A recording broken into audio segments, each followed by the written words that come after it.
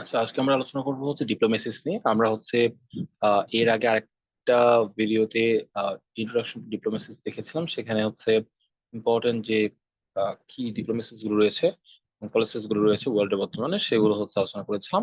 আজকে আমরা হচ্ছে নেক্সট যে ইম্পর্টেন্ট কিছু পলিসিস বা ডিপ্লোমেসিস আছে সেগুলো নিয়ে আলোচনা করবো। তো ফার্স্টে আছে পিং পং ডিপ্লোমেসি বা পিং পং। আহ, এই জিনিসটা আসলে কি সেটা নিয়ে, এই ডিপ্লোমেসি জিনিসটা আসলে কি সেটা নিয়ে প্রথমে একটু আলোচনা করে নিই। ফার্স্টে যে জিনিসটা আমরা একটু বুঝতে হবে সেটা হচ্ছে পিং পং। এই জিনিসটা কি? এই জিনিসটা হচ্ছে একটা খেলা। নর্মালি আহ পিং পং খেলাটা, এটা চায়নাতে খুব বেশি আসলে পরিচিত, সুপরিচিত, এবং চায়নাতে এটা খুব বেশি খেলা হয়। তো চায়না আসলে সম্পর্ক ভালো করার জন্য এই পিং পং খেলাটা, ওদের যেহেতু এটা একটা অনেক মানে পছন্দনীয় একটা খেলা, এই একটা পার্ট, সুতরাং এটা সে আসলে সম্পর্ক ভালো করার জন্য এটা ব্যবহার করেছিল। ফার্স্টে কখন ব্যবহার করেছিল?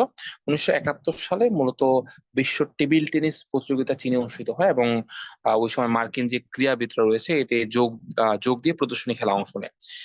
মূলত এই আহ, এই চীনে এই দলকে আপ্যায়ন করা হয়, এবং মার্কিন দল ঘোষণা করে যে শীঘ্রই চীনা দলকে যুক্তরাষ্ট্রে আমন্ত্রণ জানানো হবে। এবং আলোচনার বাইরে করিডোর বা সাইড লাইনে যে আলোচনা হয়, মূলত তো এই জন্যই মূলত এই জিনিসটাকে পিং পং আর ডিপ্লোমেসি বলা হচ্ছে। তাহলে এখানে যেহেতু একটা খেলার মাধ্যমে এই ডিপ্লোমেসিটা, মানে চীন এবং যুক্তরাষ্ট্রের মধ্যে সম্পর্ক উন্নয়নের চেষ্টা করা হয়েছিল, এবং এখানে যেহেতু কোনো ধরনের ফার্দার কোনো ডিসকাশন, ফার্দার কোনো হচ্ছে লেনদেন বা কোনো ইনক্রিমেন্টস না হয়ে শুধুমাত্র সম্পর্ক উন্নয়নের জন্য একটা খেলাকে ব্যবহার করা হয়েছে, এবং খেলার নাম যেহেতু পিং পং, সুতরাং এটাকে বলা হচ্ছে পিং পং ডিপ্লোমেসি, যেখানে আসলে চীন এবং যুক্তরাষ্ট্র তাদের সম্পর্ক উন্নয়ন করার চেষ্টা করেছিল 1971 সালে। নেক্সট যে পলিসি বা ডিপ্লোমেসি নিয়ে আমরা কথা বলবো সেটা হচ্ছে চেকবুক ডিপ্লোমেসি। সুতরাং চেকবুক ডিপ্লোমেসিটা মূলত অর্থনৈতিক সাহায্য ও বিনিয়োগের মাধ্যমে সমর্থন পাওয়ার জন্য একটা শক্তিশালী মাধ্যম, এবং এই শক্তিশালী যে রাষ্ট্রসমূহ রয়েছে সেগুলো এটা প্রয়োগ করে থাকে মূলত। তাহলে অর্থনৈতিক সাহায্য দেয় তারা, এবং তারা বিনিয়োগ করে, এবং এটার যে সমর্থন, এই সমর্থন দেওয়ার মাধ্যমে তারা হচ্ছে একটা নিজেদের আয়ত্তে নেওয়ার চেষ্টা করে বা নিজেদের দিকে টানার চেষ্টা করে, নিজেদের ব্লকে আনার চেষ্টা করে। এটাকে চেকবুক ডিপ্লোমেসি বলা হয়। তার মানে হচ্ছে অর্থনৈতিক সাহায্য দেয় বিভিন্ন রকমের, এবং বিভিন্ন রকমের বিনিয়োগের ব্যবস্থা করার মাধ্যমে এগুলো তারা করবে। উদাহরণ হিসেবে বলা যায়, চীনের অর্থনৈতিক সাহায্যের মাধ্যমে অন্যান্য দেশের উপর যে প্রভাব বিস্তার চীন করে সেটাকে বলা হয় চেকবুক ডিপ্লোমেসি। এটার সাথে রিলেটেড যে নেক্সট পলিসিটা বা ডিপ্লোমেসিটা রয়েছে সেটা হচ্ছে ডলার ডিপ্লোমেসি। এই ডলার ডিপ্লোমেসি বা ডলার পলিসি, এই জিনিসটা নিয়ে একটু মানে যদি আমি এর আগেরটার সাথে রিলেট করতে চাই, অনেকটাই মিল রয়েছে চেকবুকের সাথে। সো ডলার কূটনীতিটা মূলত যে মার্কিন যুক্তরাষ্ট্রের পররাষ্ট্রনীতির অপর নাম এটাকে বলা হয়। কারণ মার্কিন যুক্তরাষ্ট্র বর্তমান সময়ে তাদের যে এই প্রভাব, সেই প্রভাবটার পিছনে অন্যতম বড় একটা শক্তিশালী ভূমিকা রেখেছে এই তাদের ডলার পলিসি। এবং দ্বিতীয় বিশ্বযুদ্ধের পর থেকে মার্কিন যুক্তরাষ্ট্র আন্তর্জাতিক মৈত্রী বা অর্থনৈতিক পুনর্গঠন বা কমিউনিজমের বিরুদ্ধে লড়াই ইত্যাদি নামে বিভিন্ন দেশকে ঋণ প্রদান করেছিল। তাহলে জিনিসটা আরেকটু বলি, দ্বিতীয় বিশ্বযুদ্ধের পর থেকে মূলত মার্কিন যুক্তরাষ্ট্রের যে উত্থানটা সেটা শুরু হয়, এবং স্নায়ুযুদ্ধের সময়টাতে গিয়ে যখন মার্কিন যুক্তরাষ্ট্র প্রত্যেকটা দেশকে আসলে অর্থনৈতিকভাবে পুনর্গঠনের নামে বিভিন্ন ধরনের ঋণ দেওয়া শুরু করে বা অর্থনৈতিক সহায়তা দেওয়া শুরু করে, সেটাকে বলা হয় হচ্ছে ডলার পলিসি। এবং চীনে বর্তমানে মূলত উলফ ওরিও যে ডিপ্লোমেসি এবং চেকবুক ডিপ্লোমেসি দুটো ব্যবহার করে প্রভাব বিস্তার করা শুরু করেছে চীনে। সো উলফ ওরিও ডিপ্লোমেসিটা কি, যেটা গত দিন আমরা আলোচনা করেছিলাম বা গত ভিডিওতে, সেটা হচ্ছে যে ভয় প্রদর্শন করে যেই বা সামরিক ভাবে ভয় প্রদর্শন করে যেই আহ, মানে ডিপ্লোমেসিটা খাটানো হয় সেটা হচ্ছে উলফোরিও ডিপ্লোমেসি। এবং চেকবুক ডিপ্লোমেসি, এই দুটো ডিপ্লোমেসি প্রয়োগ করে চীন প্রভাব বিস্তার করা শুরু করেছিল। এটার মতো করে লাইন করে, কিংবা এটার যদি বলি হচ্ছে এগেইনস্ট পার্টি হিসেবে ডলার পলিসি আসে। ডলার পলিসি কাজ করে, যদিও ডলার পলিসিটা মেইনলি দ্বিতীয় বিশ্বযুদ্ধের পরের সময়টাতে, অর্থাৎ স্নায়ুযুদ্ধের যে সময়টুকু, সেই সময় সবচেয়ে বেশি প্রভাব বিস্তার করেছে, এবং যুক্তরাষ্ট্রকে খুব বেশি ওই সময়টাতে মানে ভালো একটা পর্যায়ে নিয়ে গিয়েছে এই ডলার পলিসিটা। এবং এই জন্যই বলা হয় যে যুক্তরাষ্ট্রের পররাষ্ট্রনীতির অপর নামই হচ্ছে এই ডলার পলিসি। নেক্সট যে আমরা যে পলিসিটা নিয়ে দেখবো সেটা হচ্ছে ওপেন ডোর পলিসি বা খোলা দরজা নীতি, বাংলা যদি বলি। তো এটা মূলত কি, যে বিশ্বের যেসব দেশে যে কেউ যে কোনো খাতে পুঁজি বিনিয়োগ করতে পারবে, এবং যেই খাত এবং সেই খাত থেকে মুনাফা ইচ্ছে মতো আবার বিনিয়োগ করতে পারবে বা অন্যত্র সরিয়ে নিতে পারবে, এই নীতিকে বলা হয় খোলা দরজা নীতি বা ওপেন ডোর পলিসি। জিনিসটাকে আরেকটু সহজ করে বুঝাই, যে বিশ্বের মানে ধরলাম যে একটা দেশ এক্স, সেই দেশের মধ্যে দেশ ওয়াই এর একজন মানুষ ইচ্ছা মতন বিনিয়োগ করতে পারবে বা ইচ্ছা মতন সে মুনাফা সেখান থেকে অর্জন করতে পারবে। তার মানে বাংলাদেশের মতো যদি একটা দেশ হয়, সেই দেশে বাইরের দেশে একজন মানুষ ইচ্ছা মতো আসে, সেখানে বিনিয়োগ করতে পারে, সেখান থেকে মুনাফা অর্জন করতে পারে। যদি এই ধরনের কোনো পলিসি থাকে সেটাকে বলা হয় ওপেন ডোর পলিসি। নামটার দিকে খেয়াল করি, দরজা যেহেতু খুলে দিচ্ছে, খোলা দরজা নীতি। সুতরাং আপনি আসেন আমাদের দেশে, বিনিয়োগ করেন এবং এখান থেকে মুনাফা অর্জন করেন, এতে আমাদের দেশের অবশ্যই কিছু উপকার হবে। এবং এটা দিয়ে কিন্তু অনেক দেশ তাদের যে অর্থনীতি সেটাকে স্ট্রং করে চলেছে। এবং যদি এই নীতিটা সবচেয়ে বেশি কোথায় বেশি দেখা যায়, যদি এটা আহ, প্রশ্ন করা হয়, উত্তর হবে হচ্ছে হংকং এ এবং সিঙ্গাপুরে। এই দুটো দেশে এই ওপেন ডোর পলিসিটা খুব স্ট্রংলি কাজ করে তাদের অর্থনীতিকে খুব বেশি চাঙ্গা করে রাখার জন্য।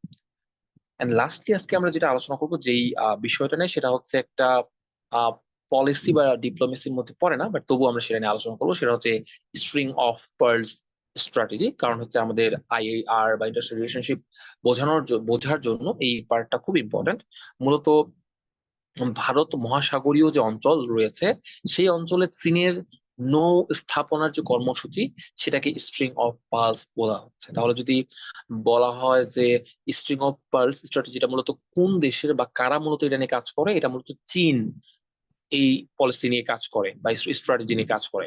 এবং এটা কোন জায়গায় প্রভাব বিস্তার করে বা কোন অঞ্চলগুলোতে, ভারত বা মানে মহাসাগরীয় যে অঞ্চল সেইখানে। এবং এখানে মূলত মিলিটারি বেস থাকবে, তৈরি করা হবে। এবং এর ফলে মিলিটারি বেস তৈরি করা হলে অবশ্যই মিলিটারি যে পাওয়ারটা সেটা শো করতে পারবে, জিওপলিটিক্যাল যে ইনফ্লুয়েন্স সেটা বৃদ্ধি পাবে, এবং পটেনশিয়াল যে কনসার্ন সেটাও থাকবে মূলত এখানে। তবে খেয়াল রাখতে হবে স্ট্রিং অফ পার্লস এটার এগেনস্টেও আসলে অনেকগুলো পলিসি রয়েছে, যাতে হচ্ছে যেখানে যেমন চায়না যেহেতু এই পলিসি নিয়েছে, এটার এগেনস্টে ইন্ডিয়াও কিন্তু একটা পলিসি নিয়েছে, যাতে কিনা আসলে চায়না এই জায়গায় খুব বেশি প্রভাব বিস্তার করতে না পারে। সেটা আমরা নেক্সট কোনো একটা ভিডিওতে, নেক্সট কোনো একটা ডিসকাশন আলোচনা করবো। বাট এখন পর্যন্ত আমরা স্ট্রিং অফ পার্লস নিয়ে just আলোচনা করলাম, কারণ হচ্ছে চায়না নিয়ে আমরা যেহেতু চেকবুক ডিপ্লোমেসি, উলফুলীয় ডিপ্লোমেসি নিয়ে আলোচনা করে ফেলেছি। সুতরাং চায়নার আরেকটা স্ট্র্যাটেজি, যেটা হচ্ছে ভারত মহাসাগরীয় অঞ্চলে চায়না প্রভাব বিস্তার করার চেষ্টা করে, যেটার মাধ্যমে, সেটা হচ্ছে স্ট্রিং অফ পার্লস। এটা নিয়ে একটু আমরা আলোচনা করে ফেললাম, ইন্ট্রোডাকশন দিয়ে ফেললাম। লাস্টলি আমরা হচ্ছে সেকেন্ড লাস্টে আমরা হচ্ছে একটা কম্পারিজন এবং ইভ্যালুয়েশন দেখবো এই স্ট্র্যাটেজিগুলোর মধ্যে। ফার্স্ট আছে ডিপ্লোম্যাটিক অ্যাপ্রোচ গুলো কেমন কেমন। যেহেতু পিং পং ডিপ্লোমেসি এবং চেকবুক ডিপ্লোমেসি এগুলো একটু সফটওয়্যার, কারণ কি, চেকবুক বা ডিপ্লোমেসির মাধ্যমে আসলে অর্থ সাহায্য দেওয়া হয়, বিনিয়োগ করার ব্যবস্থা করা হয়। এবং পিং পং ডিপ্লোমেসির মাধ্যমে তো আসলে সম্পর্ক ডিরেক্টলি উন্নয়ন করার চেষ্টা করা হয়। সুতরাং এগুলো তুলনামূলক সফটওয়্যার, এবং এগুলো কোঅপারেটিভ মেথড বলা যায় এগুলোকে। এবং এটা ফরেন গোলস গুলোকে অ্যাচিভ করা খুব সহজ হয় এগুলোর ক্ষেত্রে।